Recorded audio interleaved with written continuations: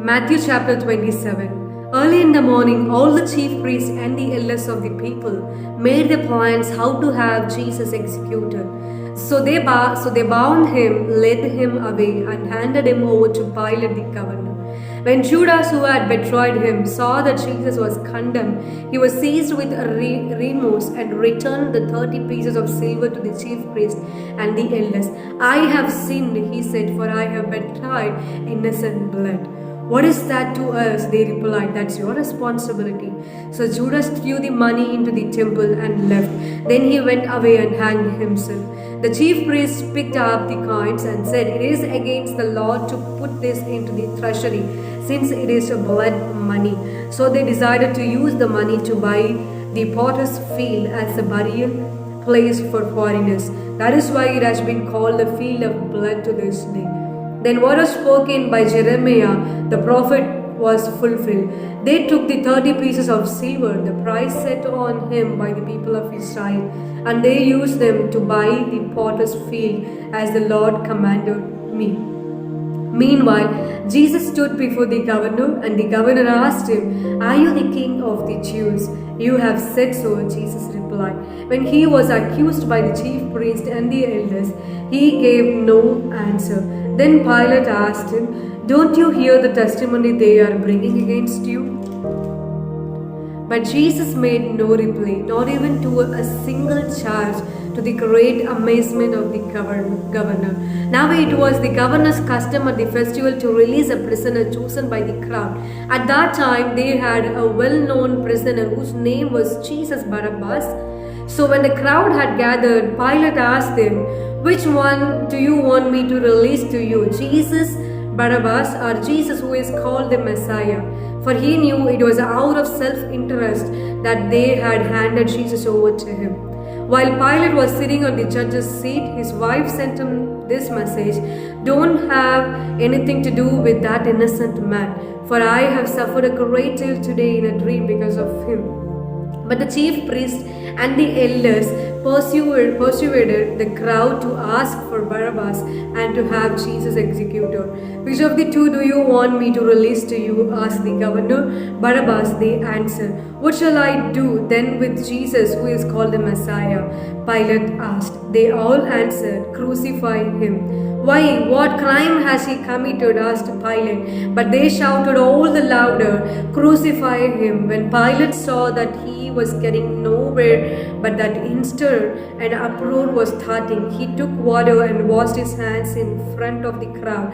I am innocent of this man's blood, he said. It is your responsibility. All the people answered, his blood is on us and on our children. Then he released Barabbas to them, but he had Jesus flogged and handed him over to be crucified. Then the governor's soldiers took Jesus into the praetorium and gathered the whole company of soldiers around him. They striped him and put a scarlet robe to him, and then twisted together a crown of thorns and set it on his head. They put a staff in his right hand. Then they knelt in front of him and mocked him. Hail, King of the Jews, they said. They spit on him and took the staff and struck him on the head again and again. After they had mocked him, they took off the robe and put his own clothes on him. Then they led him away to crucify him. As they were going out, they met a man from Cyrene named Simon, and they forced him to carry the cross.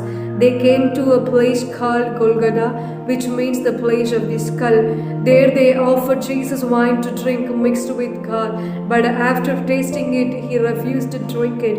When they had crucified him, they divided up his clothes by casting lots, and sitting down, they kept watch over him there. Above his head, they placed the written charge against him. This is Jesus, the King of the Jews. Two rebels were crucified with him, one on his right and one on his left. Those who passed by hurled insults at him, shaking their heads and saying, you who are going to destroy the temple and build it in 3 days, save yourself. Come down from the cross if you are the Son of God. In the same way, the chief priests, the teachers of the law, and the elders mocked him. He saved others, they said, but he can't save himself. He is the King of Israel. Let him come down now from the cross and we will believe in him. He trusts in God. Let God rescue him now if he wants him. For he said, I am the Son of God. In the same way, the rebels who were crucified with him also heaped insults on him. From noon until 3 in the afternoon, darkness came over all the land. About 3 in the afternoon, Jesus cried out in a loud voice, Eli, Eli, lema sabachthani, which means, my God, why have you forsaken me? When some of those standing there heard this, they said, he is calling Elijah. Immediately one of them ran and got a sponge. He filled it with the wine vinegar, put it on a staff, and offered it to Jesus to drink. The rest said, now leave him alone.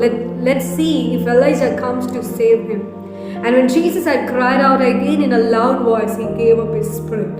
At that moment, the curtain of the temple was torn in two from top to bottom. The earth shook, the rocks split, and the tombs broke open. The bodies of many holy people who had died were raised to life. They came out of the tombs after Jesus' resurrection and went into the holy city and appeared to many people. When the centurion and those with him who were guarding Jesus saw the earthquake and all that had happened, they were terrified and exclaimed, surely he was the Son of God. Many women were there watching from a distance. They had followed Jesus from Galilee to care for his needs. Among them were Mary Magdalene, Mary the mother of James and Joseph, and the mother of Zebedee's sons.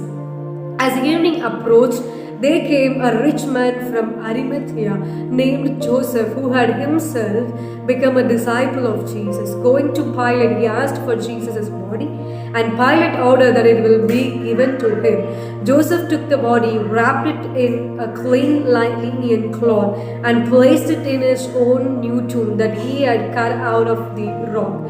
He rolled a big stone in front of the entrance to the tomb and went away. Mary Magdalene and the other Mary were sitting there opposite the tomb. The next day, the one after preparation day, the chief priests and the Pharisees went to Pilate. Sir, they said, we remember that while he was still alive, the deceiver said, after 3 days I will rise again. So give the order for the tomb to be made secure until the 3rd day. Otherwise, his disciples may come and steal the body and tell the people that he has risen from the dead. This last deception will be worse than the first. Take a guard, Pilate answered. Go make the tomb as secure as you know how. So they went and made the tomb secure by putting a seal on the stone and posting the guard.